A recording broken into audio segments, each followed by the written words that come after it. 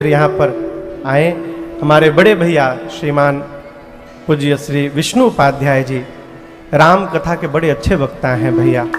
कृपा करके यहाँ पर कृपा करके जितने भी लोग यहाँ उपस्थित हैं और विज्ञान के माध्यम से पूरी धरा पर जहाँ जहाँ बैठकर लोग इस प्रसारण को देख सुन रहे हैं, आप सभी लोगों को मेरा सादर जय सिया राम। तनिक और ऊर्जा से कहिए।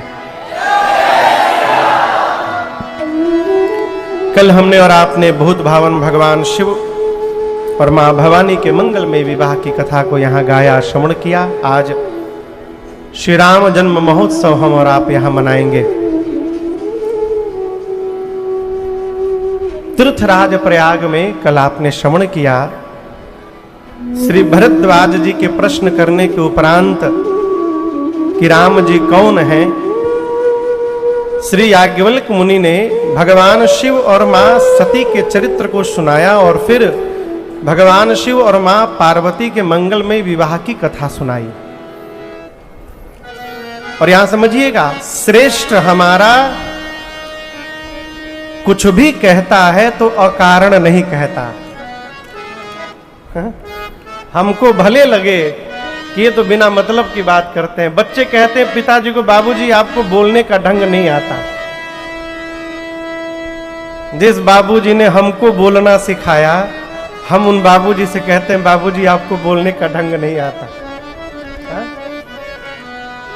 याज्ञवल्क्य ऋषि ने राम कथा के स्थान पर शिव जी की कथा सुनाई। और आप दर्शन करिए, भरद्वाज जी जितनी निष्ठा से राम कथा श्रवण करते अथवा करने वाले हैं, उतनी निष्ठा से ही शिव चरित्र को भी श्रवण किए। आपसे एक बात कहूं, मुंह से आदमी दिनवा भर झूठ बोलता है, देखबे किए आप, हाँ? लेकिन एक बात कहे, आंखें झूठ नहीं बोला करती हैं, है? श्री याज्ञवल्क्य ऋषि के सन्मुख श्री भरद्वाज जी बैठे हैं और जैसे याज्ञवल्क्य मुनि ने शिव जी की कथा सुनाई, गोस्वामी जी कहते हैं, शंभु चरित सुनी सरस सुहावा,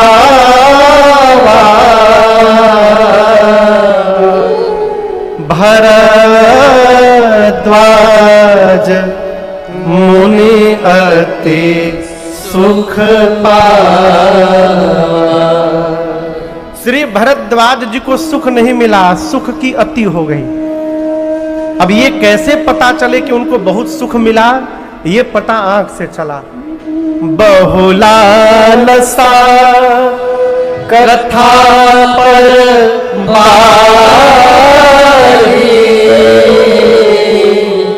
नयन नीर रोमावली ठानी। शिव जी की कथा सुनकर भरद्वाज जी के नेत्र से प्रेम अश्रु प्रवाहित होने लगे, आंखें झरझराने लगी, एक एक शरीर के रोम पुलकित हो गए।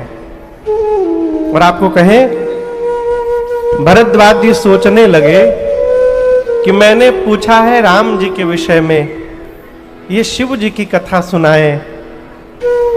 शिव जी की कथा सुनकर इतना आनंद प्राप्त हो रहा है, जब याज्ञवल्क्य जी मेरे भगवान श्री रघुनाथ जी की कथा सुनाएंगे तो कितना आनंद प्राप्त होगा, इसकी कल्पना करके प्रेम और बढ़ गया।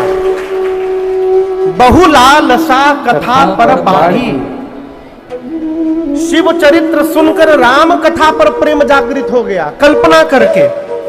और वो प्रेम जो बढ़ा, उमर जो हुआ हृदय में भाव का, वो नेत्र से प्रवाहित होने लगा। और आपको एक अंतरंग बात बताऊं, कथाएं पंडाल में हुआ करती। अभी हम लोग प्रातः वेला में बैठे थे शंभू भैया और श्रवण भैया के साथ, तो बोले महाराज जी कल्पना नहीं थी इतने लोग आ जाएंगे। हम लोग ये महोत्सव पहली बार मना रहे हैं, गुरु पूर्णिमा महोत्सव।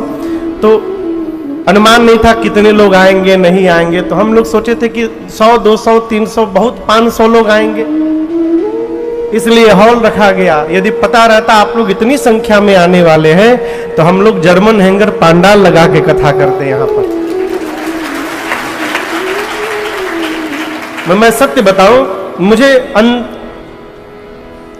अपने भीतर बड़ी ग्लानि है कि वहां लोग भीतर आना चाहते हैं, मजबूरी बस बाहर भेजा जा रहा है, कुछ लोग उधर रास्ते में बैठ के सुन रहे हैं। लेकिन मैं इस व्यासपीठ से कहना चाहता हूं, यदि आपको तनिक भी कष्ट हो रहा है तो उस कष्ट के लिए हम आपसे क्षमा प्रार्थी हैं। तो भीतर हो चाहे बाहर हो, कहीं भी हो, अब इस बार तो रचना हो गई, आगे से कभी ऐसी रचना होगी तो इस विषय पर ध्यान रखा जाएगा और ऐसी व्यवस्था की जाएगी जिससे आप लोग को कोई कष्ट ना हो।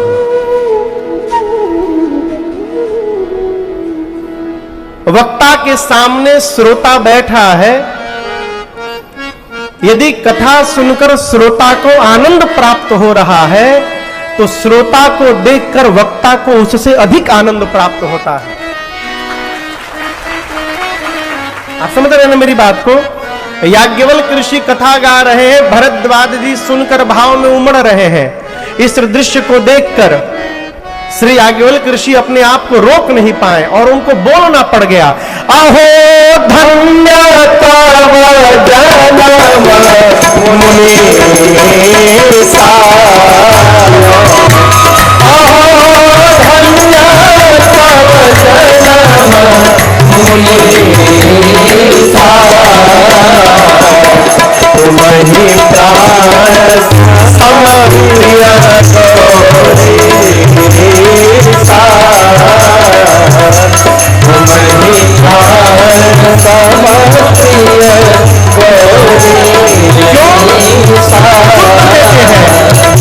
शिव पद कमल जिनहि रति नाही, शिव पद कमल जिनहि रति नाही, राम हिते सपने हुन सोहाई, राम हिते सपने हुन सोहाई, बिनु छल विश्वनाथ पद में हो, बिनु छल विश्वनाथ पद में हो, राम भगत राम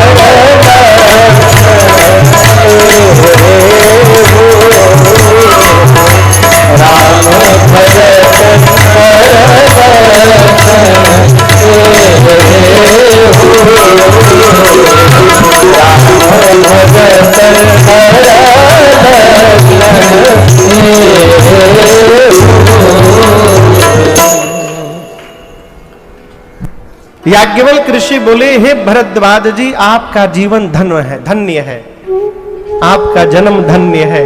अहो धन्य तव जन्म मुनीसा। क्यों धन्य है? क्योंकि आप भगवान शिव को अपने प्राण के समान प्रेम करते हैं, इसलिए आपका जीवन धन्य है। इस बात को समझिएगा। मैं कल भी आपसे निवेदन किया, 1 करोड़ की लॉटरी लग जाए तो हम धन्य नहीं है। मानव का शरीर प्राप्त करके भगवान की भक्ति प्राप्त हो जाए तो हम धन्य हैं। कलिकाल में रहने के बाद भी कान में भगवत नाम प्रवेश करने लगे तो हम धन्य हैं। धन्यास्ते कृतिनः पिबन्ति सततम श्री राम नामामृतम। जो कान सतत निरंतर भगवत नाम का रसपान कर रहे हैं वो जीव धन्य है। जो जगत के सभी आशाओं का त्याग करके भगवान के रंग में रंग गया है वो जीव धन्य है। ते धन्य तुलसीदास आस बिहारी, जे हरि रंग जो भगवान के रंग में भगवत प्रेम में ओत प्रोत हो गया है वो जीव धन्य है। आप समझ रहे मेरी बात को? याज्ञवल्क्य ऋषि बोले, भरद्वाज जी आप धन्य हैं, आपने मुझसे राम जी की कथा पूछी, मैंने शिव चरित्र सुनाया, परंतु अकारण नहीं सुनाया। प्रथम ही मैं कही शिव चरित्र, बूझा मरम तुम्हारा, सुचि सेवक तुम राम के, रहित समस्त निकाय। श्री राम जय राम जय जय राम, श्री राम जय राम जय जय राम, श्री राम जय राम जय जय राम, श्री राम जय राम जय जय राम, श्री राम जय राम जय जय राम, श्री राम जय राम जय जय राम, श्री राम जय राम जय जय राम, श्री राम जय राम जय जय राम, श्री राम जय राम जय जय राम, श्री राम जय राम जय जय राम, श्री राम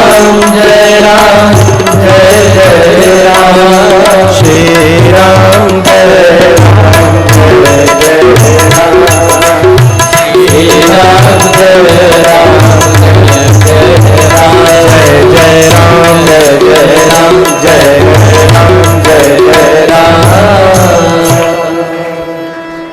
हमारा आपका परम सौभाग्य कि नैमिषारण्य में बैठते हुए काशी भगवान श्री विश्वनाथ के प्रधान अर्चकों में से एक पूज्य श्री राजेश पाठक जी यहां पर उपस्थित हैं। बहुत बहुत दंडवत करता है, बड़ी कृपा। अभी शंकरे जी का प्रसंगो चल रहा है, यही देखिए कृपा। भरद्वाज जी से याज्ञवल्क्य ऋषि कहते हैं, प्रथम ही मैं कही शिव चरित, बोझा मरम तुम्हारा, सुचि सेवक तुम राम के, रहित समस्त विकार। याज्ञवल्क्य ऋषि कहते हैं, भरद्वाज जी मैंने शिव चरित्र सुना करके आपके मर्म को जाना। क्या मर्म जाना? यहां दर्शन करिए। सिद्धांत कहता है राम जी की भक्ति प्राप्त करने के लिए राम जी के पास नहीं जाना चाहिए, भगवान शंकर की शरण में जाना चाहिए। बिना शिव शरणागति प्राप्त हुए रघुनाथ जी की शरणागति प्राप्त होने वाली नहीं है। शंकर जी जिसको रेफर कर देंगे राम जी के पास, राम जी उसको ठुकराने वाले नहीं है। राम भक्त का लक्षण ही यही है कि वो भगवान शंकर का पहले भक्त बने। आपने मुझसे राम जी की कथा पूछी, मैं शिव चरित्र सुनाकर ये देखना चाहता था कि आप राम कथा सुनने के अधिकारी हैं कि नहीं हैं, और मैं आपका मर्म जान गया। क्या? सुचि सेवक तुम राम के, रहित समस्त विकार। आप श्री रघुनाथ जी के पवित्र भक्त हैं, बुझाता? ये हमारे संगतियां हैं। खड़ हो जाते, खड़ हो जा। हम लोग संग ही पढ़े हैं एक ही साथ।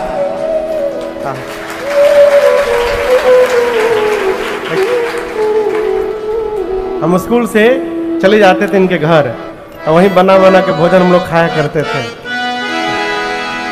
जय जय। याज्ञवल्क्य ऋषि बोले, मैं अब आपको राम कथा सुनाऊंगा। कल गोस्वामी शांत की अवस्था में विराजमान हुए, और आपसे एक बात कहूं, मनुष्य के चेहरे पर परम शांति यदि आ जाए तो इस स्वरूप को देखकर दो लोग बहुत प्रसन्न होते हैं। एक जन्म देने वाली मां और दूसरी उनकी अर्धांगिनी।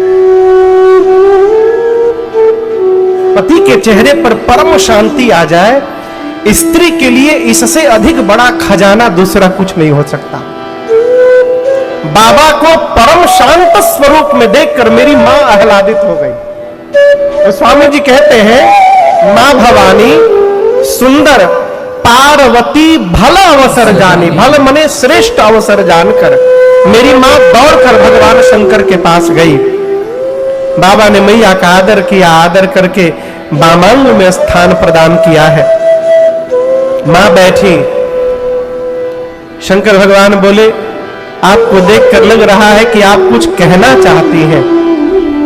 मां ने कहा, प्रभु चाहती तो मैं पिछले जन्म से थी, परंतु आज जैसा अवसर प्राप्त हुआ है ऐसा अवसर आज तक कभी मिला नहीं था मुझे। बाबा ने पूछा, क्या कहना है? मां ने कहा, प्रभु आप विश्व के नाथ हैं, आप मेरे भी नाथ हैं। चर अचर नाग नर देवता सब आपके चरणों की सेवा करते हैं। आप प्रभु हैं, समर्थवान हैं, समस्त कलाओं के गुणों के धाम हैं। यदि आप सत्य में मुझे अपने चरणों की दासी मानते हैं प्रभु, तो आज अपनी इस दासी पर कृपा करिए नाथ। क्या ये संभव है कि कल्प वृक्ष के नीचे बैठने के बाद भी कोई जीवन में दरिद्र रह जाए? ऐसा संभव नहीं है प्रभु। यदि कल्प वृक्ष के नीचे रहने वाला दरिद्र नहीं रह सकता, तो आपके चरणों की दासी होने के बाद भी मेरे मन का भ्रम समाप्त क्यों नहीं हो रहा? शंकर भगवान बोले, आपको भ्रम है? मां बोली, प्रभु इस जन्म का नहीं है, ये पिछले जन्म वाला भ्रम है, अब तक समाप्त नहीं हुआ। आप कृपा करिए, मेरे अज्ञान को, भ्रम को समाप्त कर दीजिए। शंकर जी बोले, मैं कैसे करूंगा? मां कहती है, आप ही कर सकते हैं। कही रघुनाथ कथा विधिना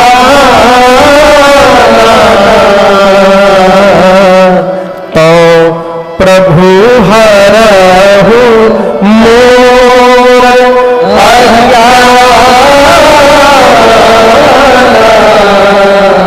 मेरे अज्ञान का हरण करिए नाथ।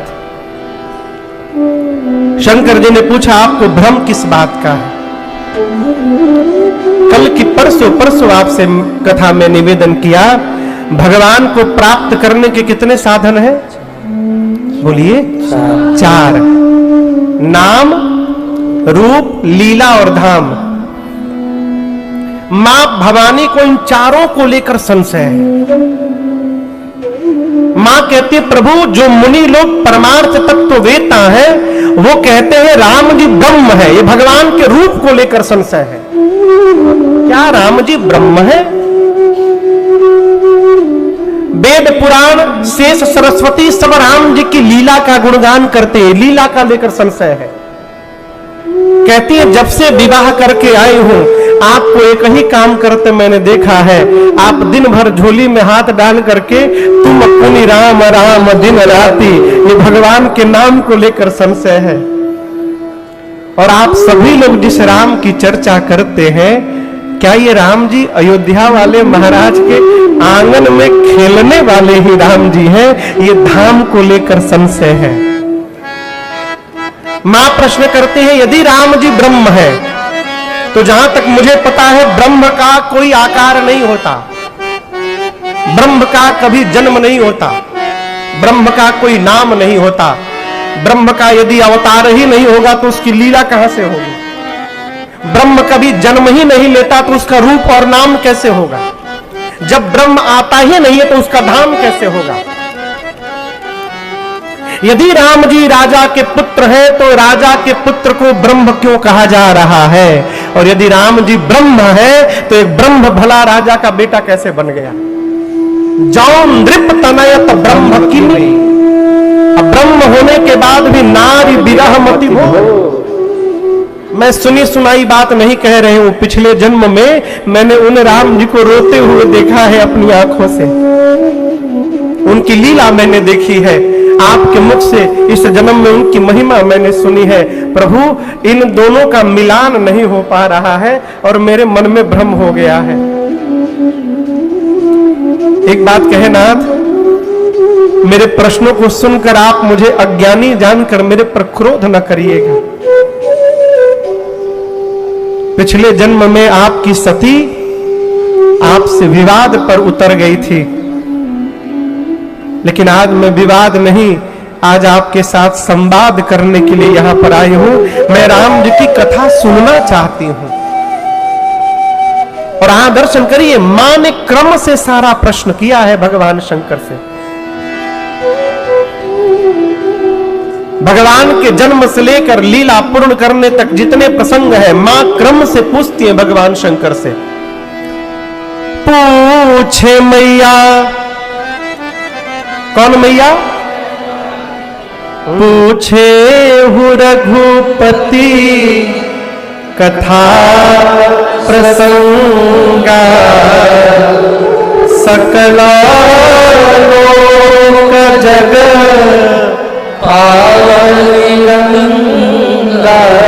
आपने जिन श्री रघुनाथ जी के कथा के प्रसंगों को मुझसे पूछा है देवी, आपको एक बात कहूं, भगीरथ जी ने तपस्या करके मुझसे एक गंगा को प्रकट करवाया। आप लोग जानते हैं ना, वो गंगा कहां से निकली? शंकर भगवान के कहां से निकली? जटा से। कहां से निकली? लेकिन जटा से जो गंगा मैया निकली हैं, वो गोमुख से लेकर केवल गंगा सागर तक गई।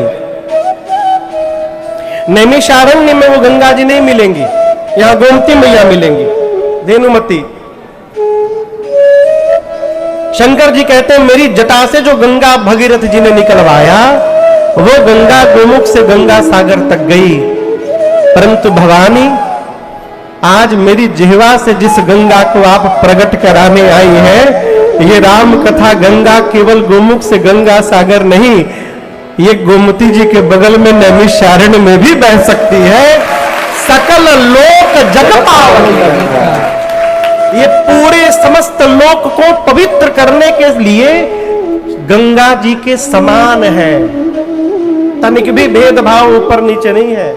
सकल लोक जग पावनी गंगा। उस गंगा में जाते हैं तो स्नान करते हैं, इस गंगा में भी आए हैं तो स्नान करिए। वहां नहाते हैं तो शरीर का मैल जाता है, यहां नहा लीजिएगा मन का मैल समाप्त हो जाएगा, विकार समाप्त हो जाएंगे।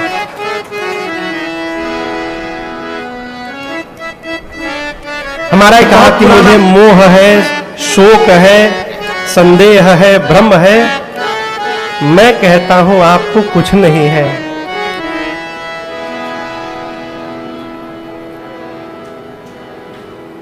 राम कृपाते पार्वती, सपने हूँ तव मन मान, शोक मोह संदेह भ्रम मम विचार कछुना।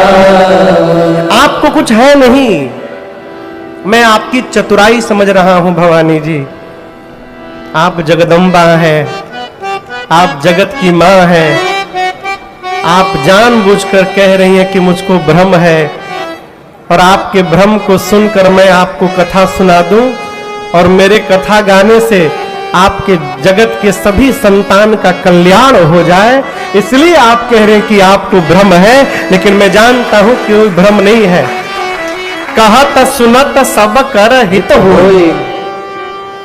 आपकी सब बात मुझे अच्छी लगी आज, लेकिन एक बात मुझे आपकी अच्छी नहीं लगी भवानी जी। और मैं ये भी जानता हूं कि उस बात को आपने मोह के कारण कह दिया। मां ने पूछा कौन सी बात प्रभु? शंकर जी बोले आपने ये कैसे कह दिया कि राम जी कोई और है?